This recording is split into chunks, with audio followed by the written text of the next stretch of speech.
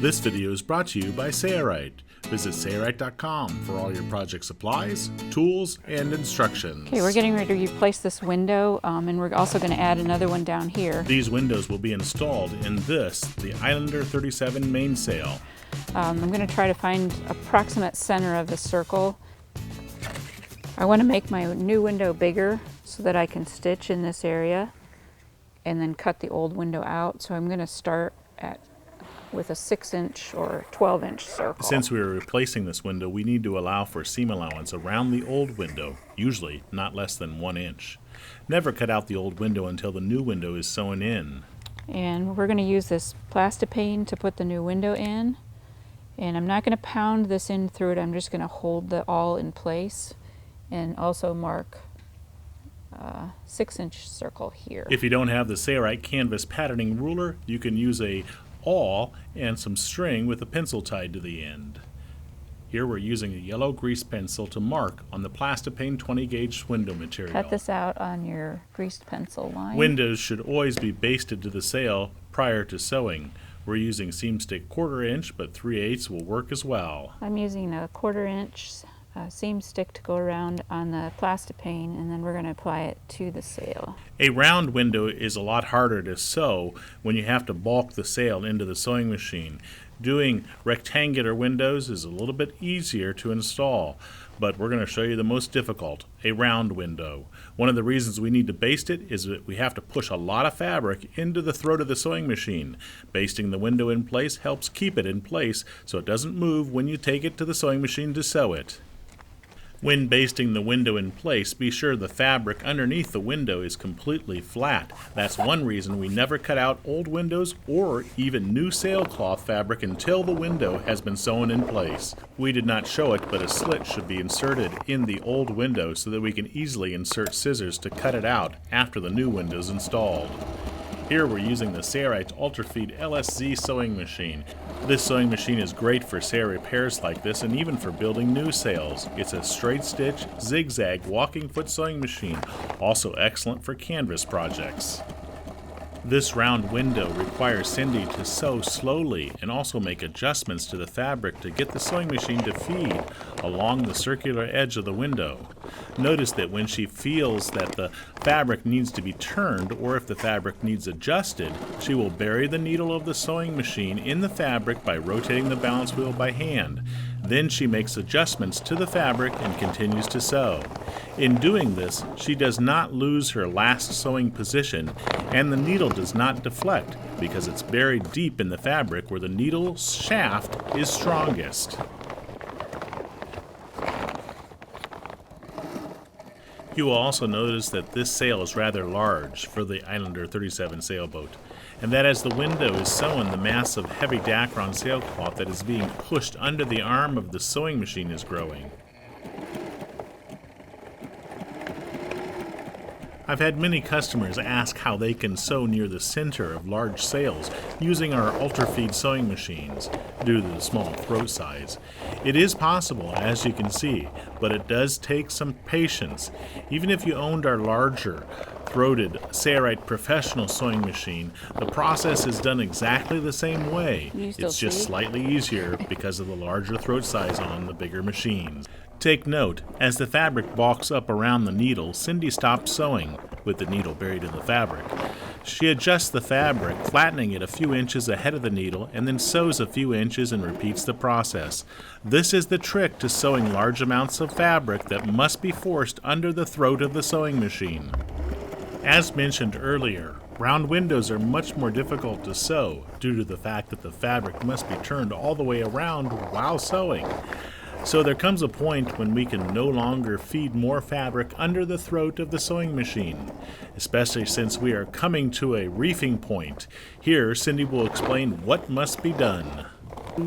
I've got quite a bit of fabric I'm trying to push through the arm of the machine right here, and I'm coming to this really thick part, so I'm not sure I'm going to be able to get that all through. So I'm going to stop here and go back and start here where I started initially, and see if that's a little bit easier to go and finish it this last about 1/4 that I have left from the other direction.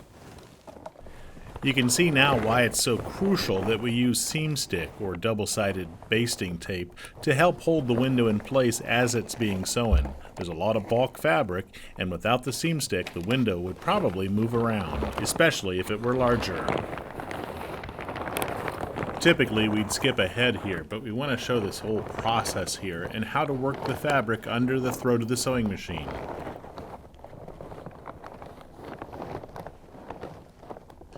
Now we're in position. She'll do a little bit of reversing to lock the stitch in place. Then sew the remainder.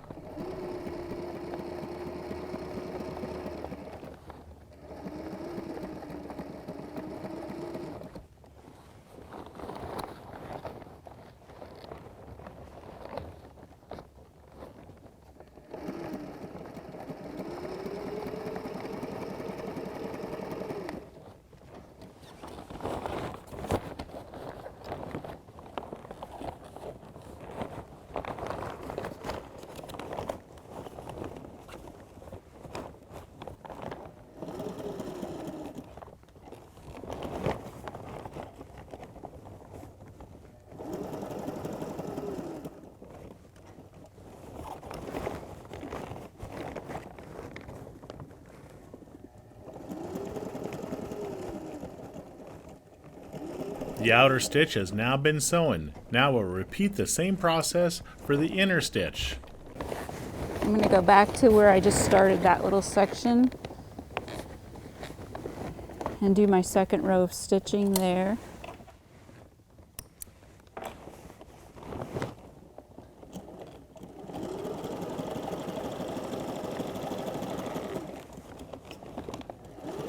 We will not show this whole process since the process is exactly the same. When she reaches the end of the sewing here where she stopped, she's going to put the sail in from the other direction. We'll show that and then we'll move on.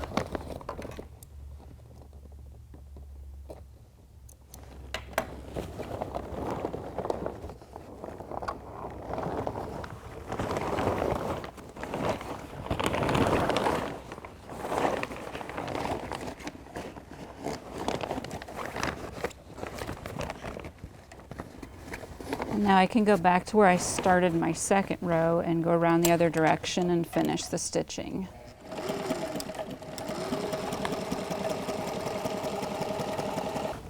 Cindy's all done. Now all we have to do is cut the old window out. We'll use scissors to do that.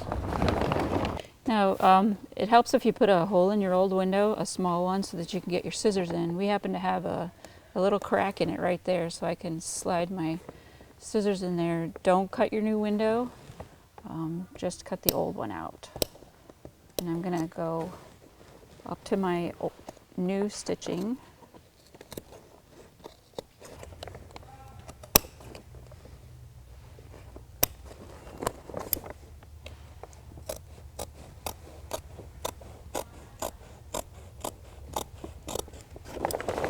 The old window has now been replaced with a brand new window made from 20 gauge Plastipane available from Sailrite. Up next, we'll install a brand new window in this Islander 37 mainsail. We'll show a shortened version of this since the process is exactly the same. Jim asked us to put another window in the sail about a foot below this one.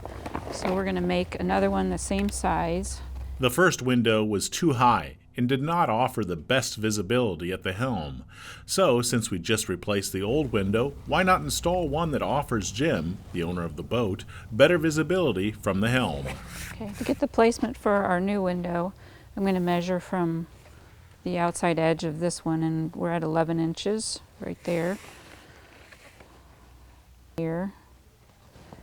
And then Jim asked for it to be 12 inches from this one. So I'm going to make my mark at 12 inches and then add 6 inches to get to the center of the circle.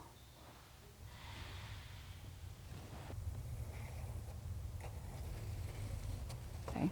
Now I'm going to put a little snip in the sail so that I have a spot to put my scissors in after I put the new window on. Basting and sewing is done exactly as shown earlier. We're going to skip ahead and show the telltales being installed to the windows.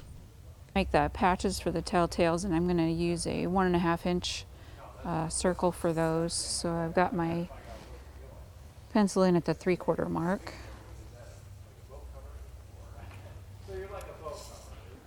This is the Insignia fabric, the adhesive Dacron. So I'm just going to cut these out. So I'm going to apply the telltales to the new windows. The adhesive will hold the tail on. Telltales should be installed so they are parallel with the horizon when the sail is raised. I'm going to do the same thing with this one. Red for port, green for starboard. We're using 0.75 ounce Ripstop nylon for the telltales. Our sail windows are now installed and telltales attached. Be sure to watch our videos showing how to inspect your sails for next sailing season, where Jeff Frank, Sailrite sail designer, explains how to check and repair a set of sails for the Islander 37 sailboat. For more free videos like this, be sure to check out the Sailrite website or subscribe to the Sailrite YouTube channel. It's your loyal patronage to Sailrite that makes these free videos available. I'm Eric Grant, and from all of us here at Sailrite, thanks for watching.